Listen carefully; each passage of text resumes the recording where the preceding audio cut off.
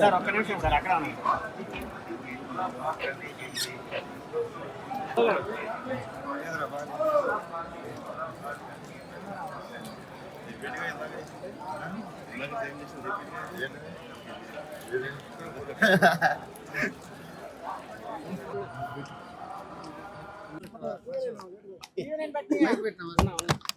అన్ని ఛానల్